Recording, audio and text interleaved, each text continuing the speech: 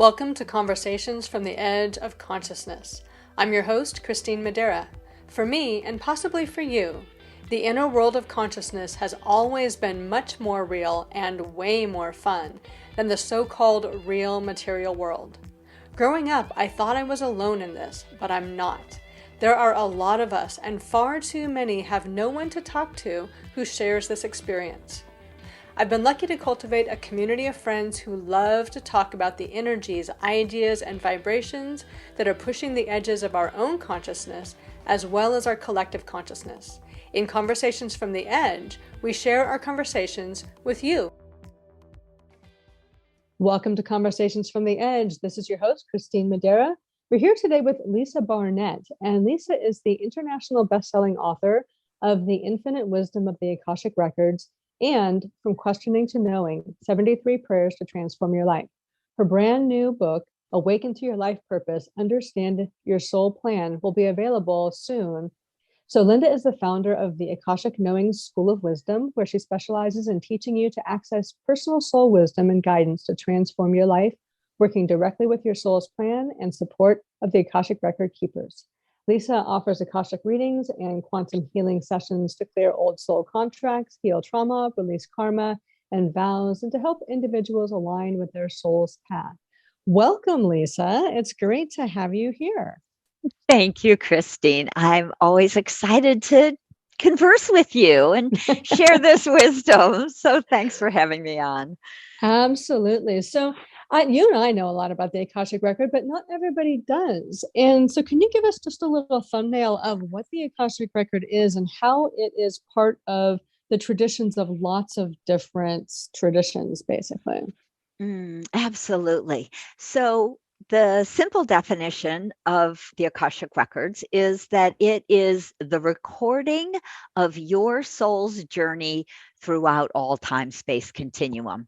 Mm-hmm. So when we individuate from source in the very beginning, our recording starts. And so there is a very, very long, right? Forever sort of recording of who you are and what you've been in other planets, planes, and dimensions. And of course, all of our lives here on Earth. And so this information is so useful to us in so many ways. And I know we'll dive into that. But the truth is, each and every person has their very own Akashic library and their very own personal Akashic librarians, who I often refer to as the record keepers, or sometimes we'll just call them the beings of light, but they're specific in the Akashic realm. So I think one of the interesting things that people often will ask me about is, are they my guides, my healing masters? Are they ascended masters? Because there are Akashic masters, but they're not ascended masters. They're not any other type, right, of guide. They truly are souls that individuate from source. They move into the quantum field of source energy of Akashic records, and they're there to help us and support us through this journey.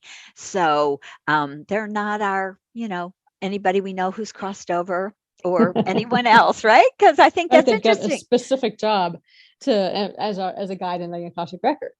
Correct. Right. They're not angels. They're not anyone else. And so I think the interesting thing is in a lot of ways is that many of us speak to, we have our intuition, we speak to our angels. Some of us have some sort of other kind of guide, or some people channel different, energies.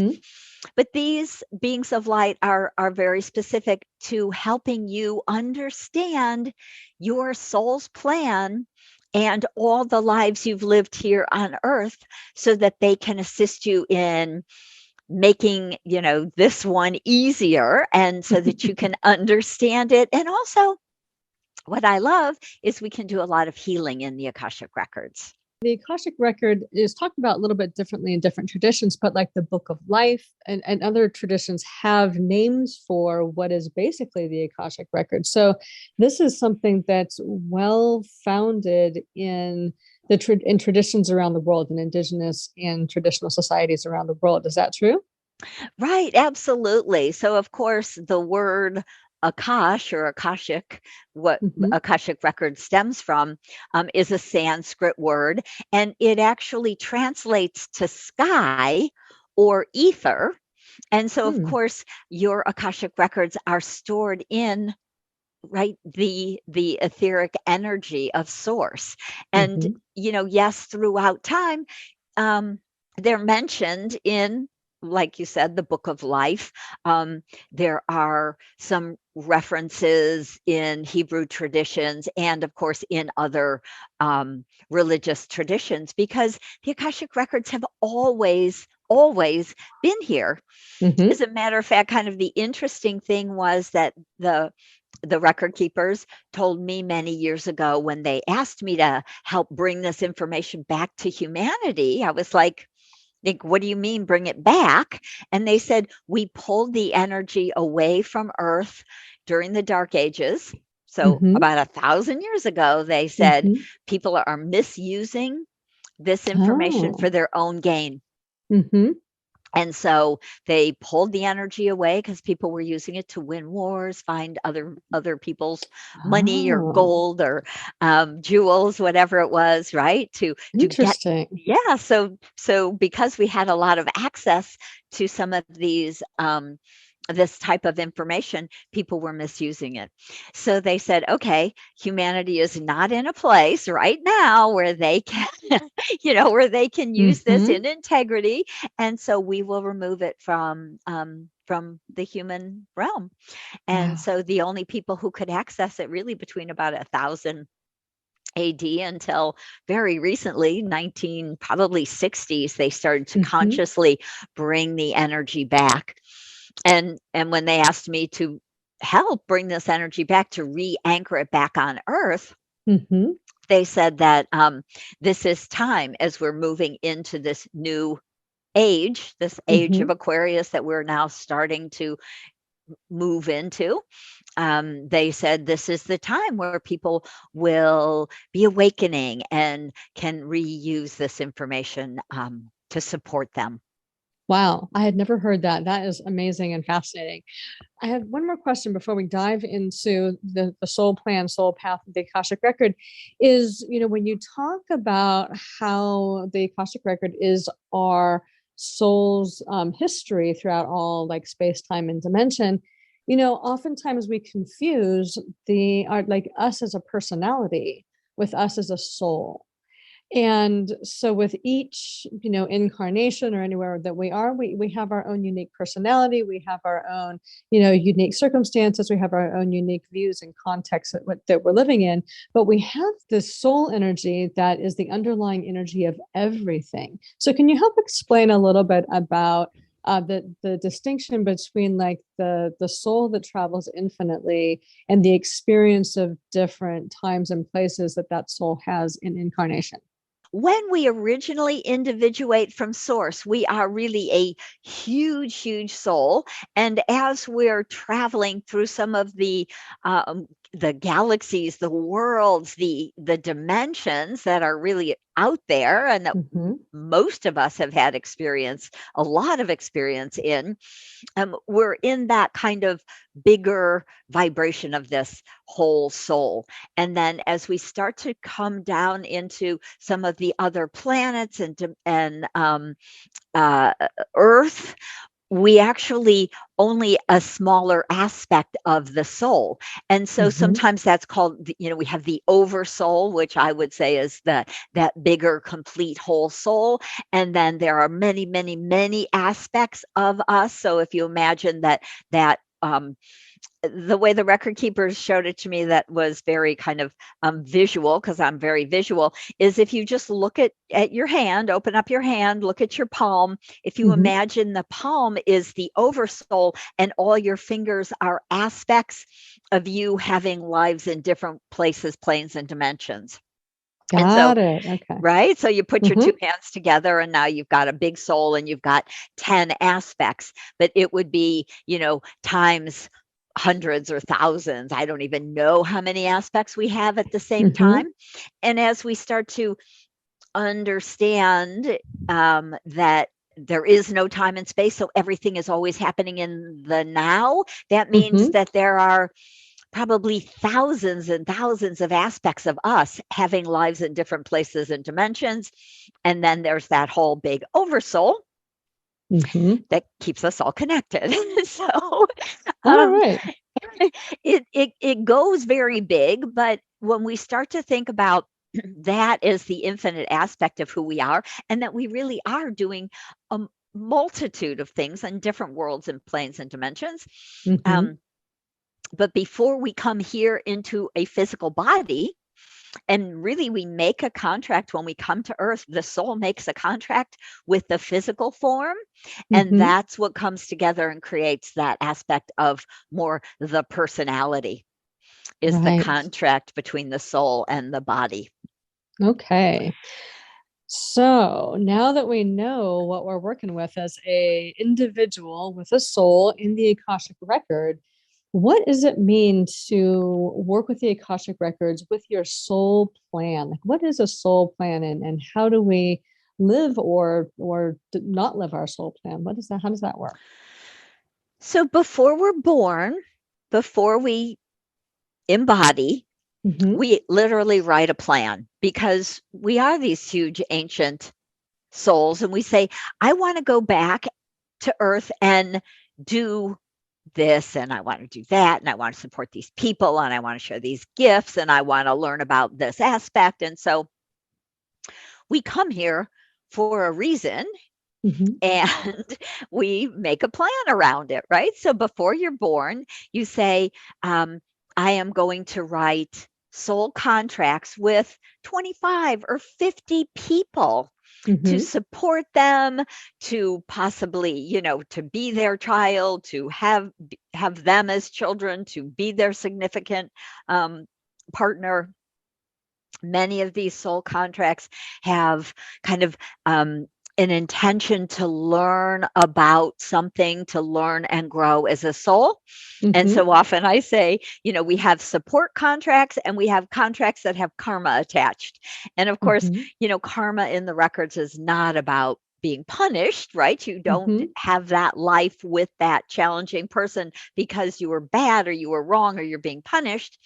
It's because you as a soul said, I want to learn about that challenge. I want to understand that aspect of humanity. I want to grow and be the love and the forgiveness and the more expansive soul who can help take what I've learned and share it with other people.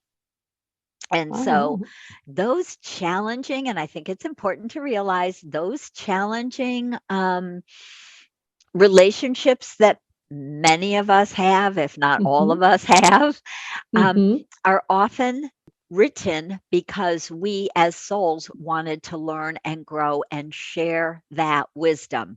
So it actually is part of our soul plan. It's part of often what people think of as a purpose. All right. So if, like, say we were wanting to go into the record, and what would we go in to discover more of our soul plan, to shift and change the soul plan, to, like, what kinds of things do we work with the Akashic record when it comes to working with our soul plan? So what I have found is that, after working with tens of thousands of clients over all these years, I find that people come to me often because they're having challenges in relationships. Sometimes it's Mm-hmm. a childhood relationship, sometimes it's with a parent, sometimes it's around trauma or some form of childhood or adult trauma. Sometimes it's around abuse, but they're always around relationships with other people. Mm-hmm. And then that's a big one. And of course, things like money, abundance, and purpose are all important. And of course, we can learn a lot, heal a lot, transform a lot when you have an Akashic record reading with a good reader who knows how to heal. But I love to teach people to access their own Akashic records, because for most of us, transformation is a lifelong process, Mm-hmm. right? And Yeah. so we can learn to have these conversations with our own personal Akashic record keepers, and we can ask, what was I thinking when I picked this family, right? What did I want to learn? What have I learned, or is it Hmm. complete, or are there more lessons to learn?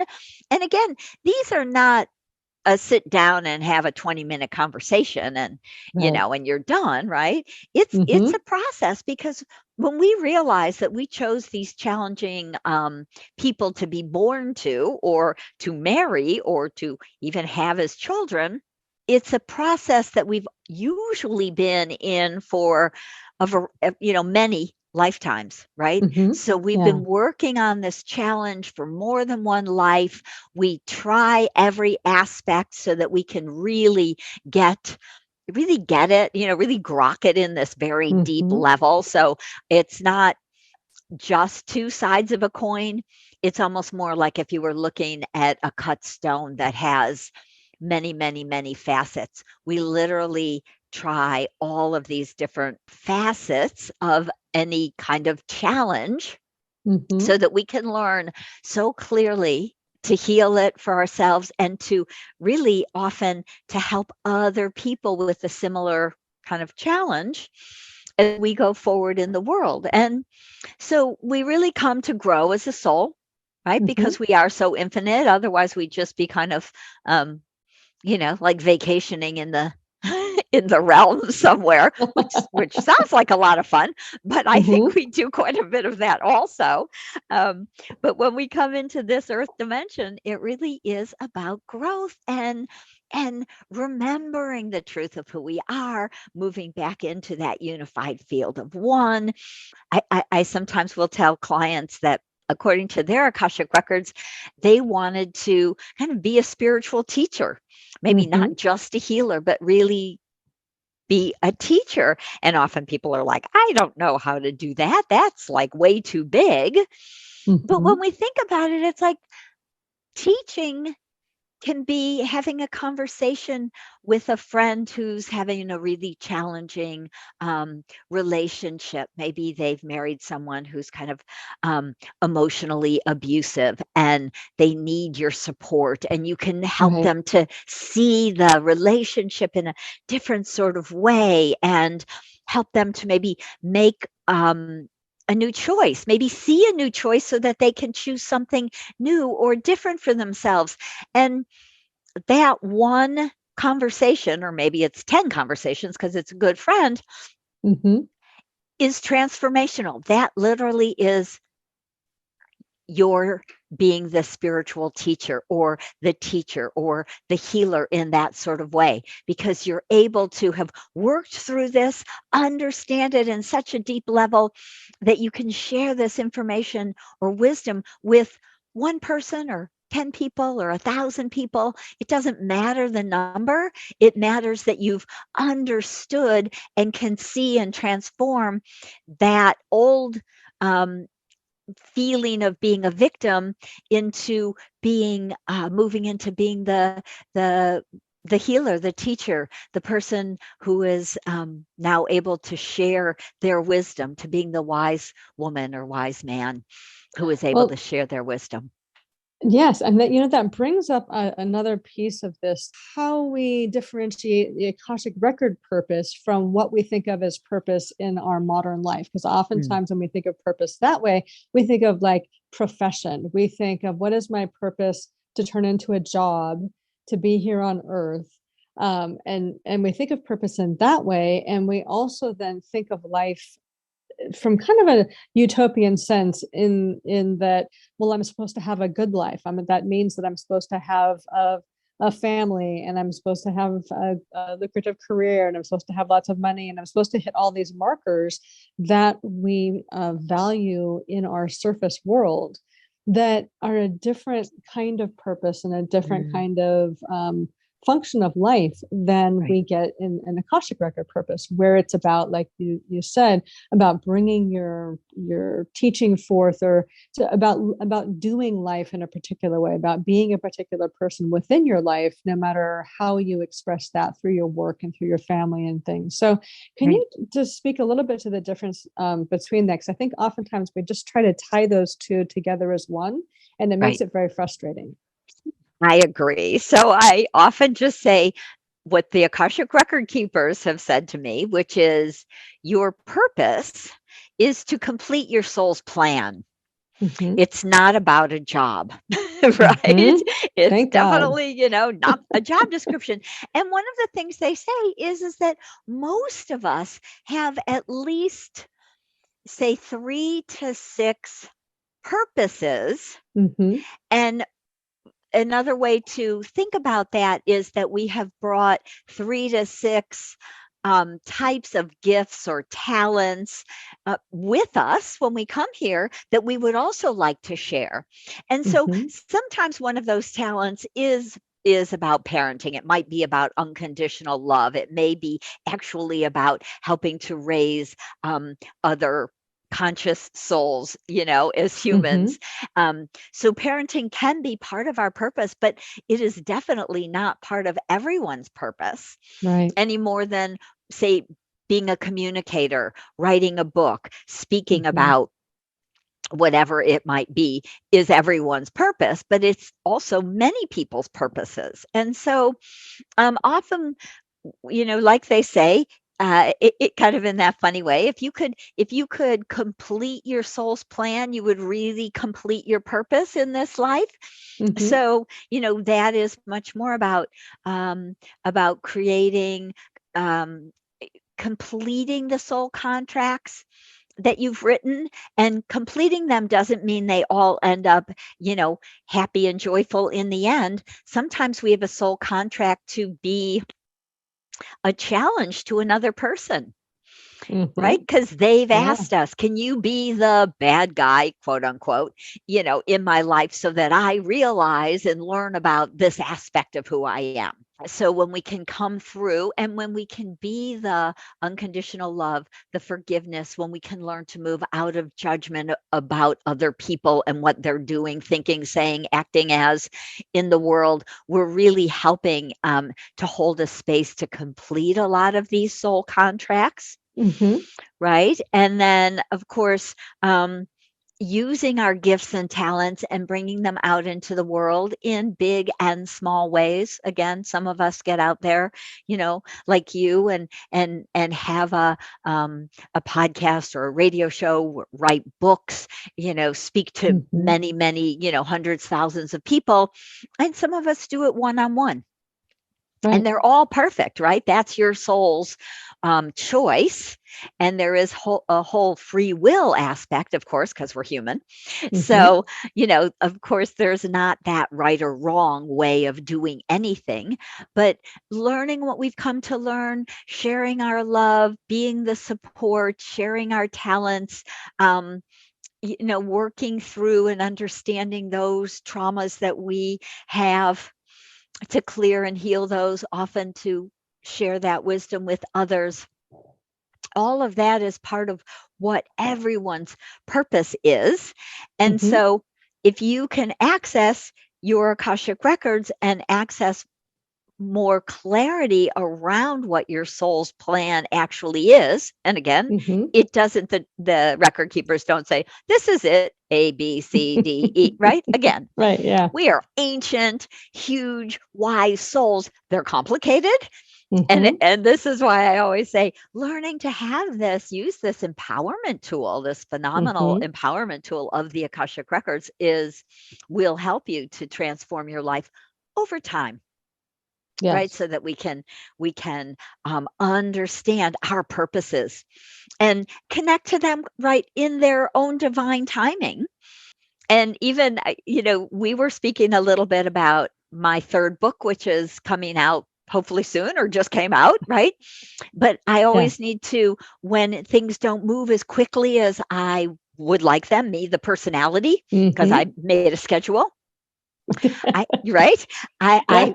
I, the record keepers kind of, laugh at me and say, divine timing, you have to relax back into it and Mm-hmm. know that when the time is right, you will have the motivation and it will be almost miraculously complete Yes. because, it's my intention to do this, to complete this. Now, I say that on one hand, and yet I always like to clarify that in this earth plane, it is so important for us to act, when that timing is right. We can't act all the time, or we are just, right, the human doers, not the human beings, right? So it's important to let that flow and ebb and flow, the energy of rest and meditation and being in our heart and receiving our own information and guidance, our intuitive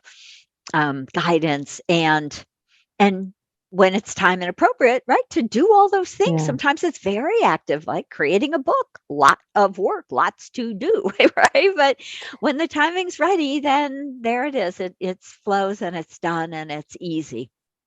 Yeah, and that brings up just two other things that I wanted to just talk about, the difference between the human perspective and the soul perspective. So one of them is just what you were saying, that the human is a doer. But also wanted to iterate that we're so focused on doing to completion, and that when you do to completion, you don't create space, then there's just not that spaciousness for things to come together, so that the doing has actual purpose.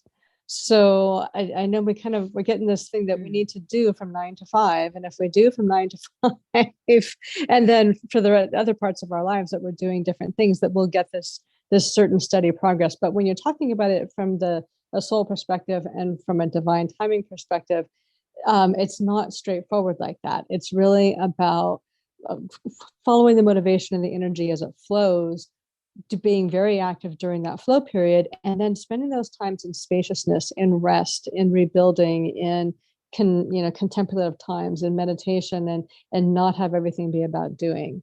So I just wanted to speak that out loud because it was in my head. But then the other piece was really the distinction of the human and the soul from what it means to learn a lesson and complete something. So from the human perspective, we oftentimes bring the energy of lack, bring the energy of I'm not good enough because I haven't completed this, bring this energy of somehow I must be wrong because I haven't mastered this yet. So there's always this lack-based posture that we've been taught, really, but that is often part of what we bring from the human perspective to the things that we're sorting out in our life.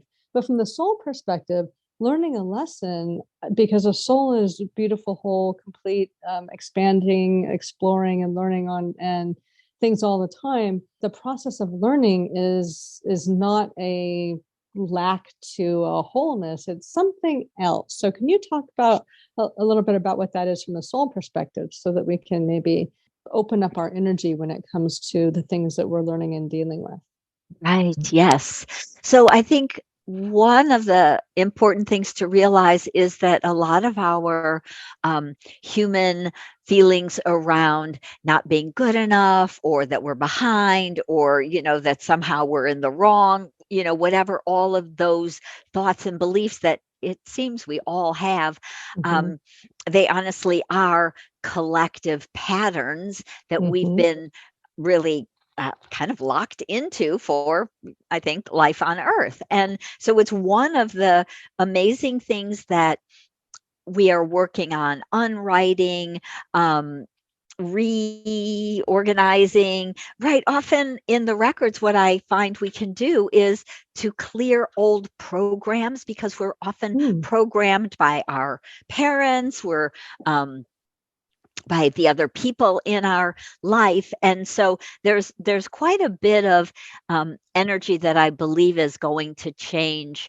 I pray, profoundly over the next, this 9-year cycle between now and 2030, as we're really rewriting a lot of what's going on our planet. And so when we can unhook from all of that fear and doubt and belief that we're not good enough, and all of that often just holds us back and keeps us frozen from moving out and moving on to our path, that will be very, very useful. So what the soul knows and what the soul really kind of sees is that we are everything we need to be. We have all of the gifts and talents and actually knowledge and information, because most of us have had 600 or 800 or more lives here on earth. And so, Hmm.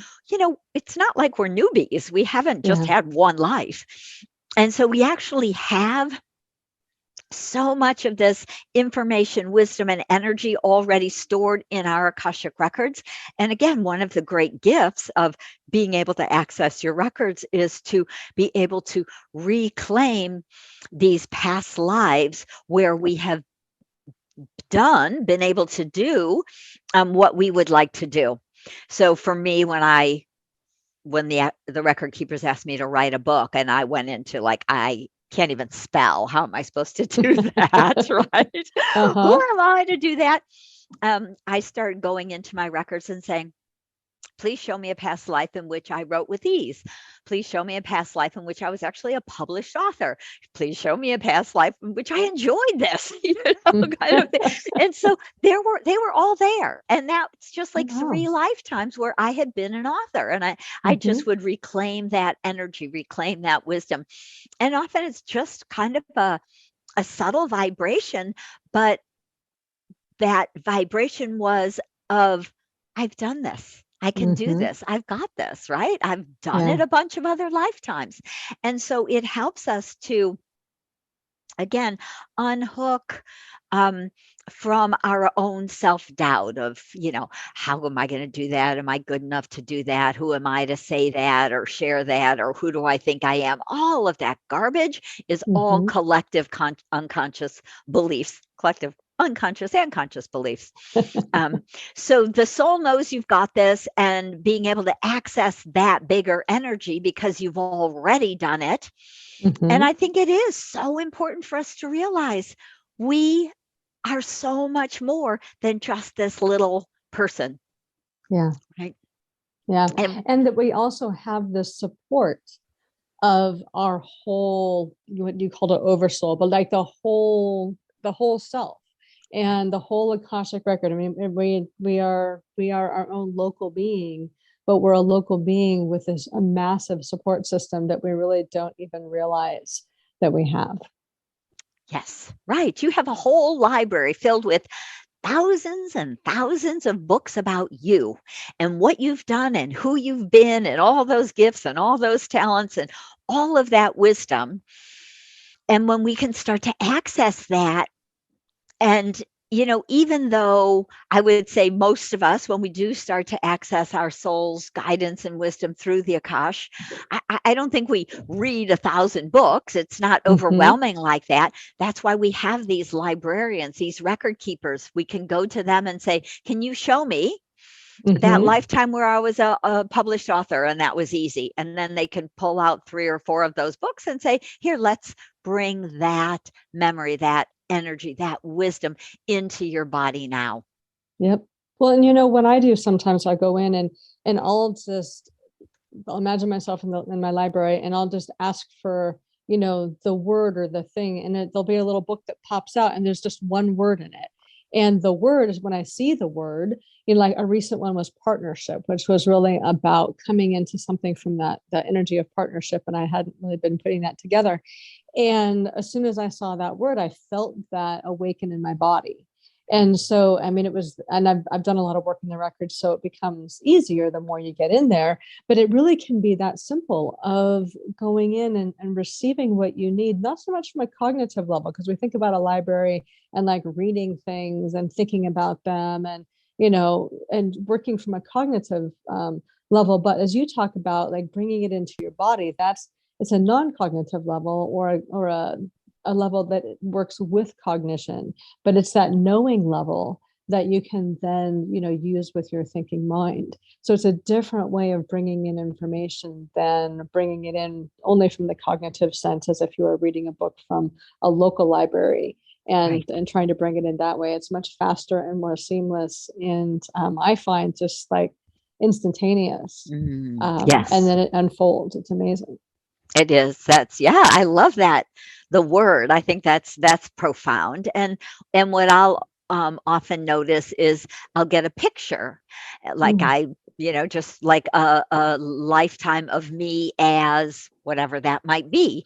So I Mhm. might see myself in whatever, the date. I'll be like, oh, that looks like maybe that's the 1600s, and I'm a guy, and I see a printing press, and I Mhm. see my book being printed, and I'm like, I just see that it's almost like I can step into or bring that energy, that memory into my body.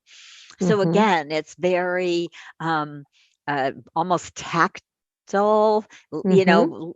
less about the thinking or the learning, or it's Yeah. like, oh, look at me. I know that's me. I know I did that. Wow, great. I can embrace it, right? And Mhm. and then I'm kind of over the fear. Yeah. One of the other things I think is really a great gift about realizing that we have this library of experience and that we have had hundreds or thousands or more of various lifetimes and various times doing various things is that we have been everything. We've been male, we've been female, we've been parents, we've been children, we've been every race, we've been different cultures, we've been different religions, we've had experiences that span the whole human experience. And so it can help us, especially if you have trouble, with a particular culture or a particular um, idea or a particular, something else or a gender or something like that, to go in and say, where have I had a similar experience as this? Because it can help cultivate compassion and empathy and the realization that we have been on every side of every kind of conflict that there is, and to open up to the idea that we've all had all these different kinds of experiences, and it can help us just become more, I don't know, compassionate and open to the breadth of experience that's happening on this planet now with various kinds of people. I love that. That is so true. And it is so powerful because if we ever think that, like, I don't understand that, or I don't Mm-hmm. like that, or I could never be that, go into your records and say, have I Mm-hmm. ever been that, or done that, or acted that way?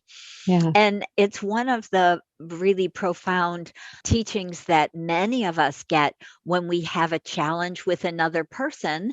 And Mm-hmm. the record keepers, we might say, why? Why would I, again, pick this family or this relationship or this, And the record keepers will often say, because you've been that. Yeah. Right? You have been that Mm-hmm. not nice person. You have been that emotionally abusive person or whatever it is. And Mm-hmm. you wanted to experience it from the other side so that you could truly learn that whole, about the whole story, about the whole picture of why people are that way. And Mm-hmm. then we can realize we can be more forgiving when we Mm-hmm. say, I get that I've been that way or I've done something like that. I understand that that person was, say, emotionally abused themselves as a child, and they never learned or learned compassion, and so they're just playing out the only thing they've known. And Mm-hmm. again, of course, in especially abusive situations, I'm like, get out of there and then forgive them. Yeah. Right? Remove yourself, from any Yeah. situations that are unhealthy or dangerous. And then, Yeah. but when we can see and understand that in a bigger way, it's, I think, much easier for us to forgive and to feel compassion Mm-hmm. for the way people are. Because when we can look at ourselves and say, I know I'm not always the nicest person. And that may be Yeah. because I've had, this trauma or that challenge or this upbringing. And it's not an excuse to keep being that way. It's a way to say, and I know that I've been all sorts of other things in other ways. And now let me forgive myself for, being a Mm-hmm. not nice person or whatever it was I was being, or a jealous person, or stuck in victimhood. Let Yeah. me change, let me make a new choice, let me take a new step, let me change my mind and forgive myself and move forward in a different way. Well, and you've brought up trauma, and we're going to talk about that in our next conversation. And so we're going to complete this one for right now.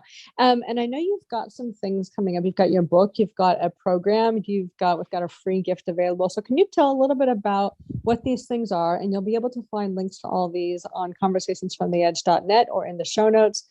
They'll be there for you to click on. But tell us a little bit about some of the things that you're offering. Absolutely. So this book where I really talk about awakening to your life purpose and understanding your soul's plan is my third book, which is coming out. And so that link will be there. And, it's always on Amazon, probably all over the world, which is the handy thing about Amazon, right? Yes.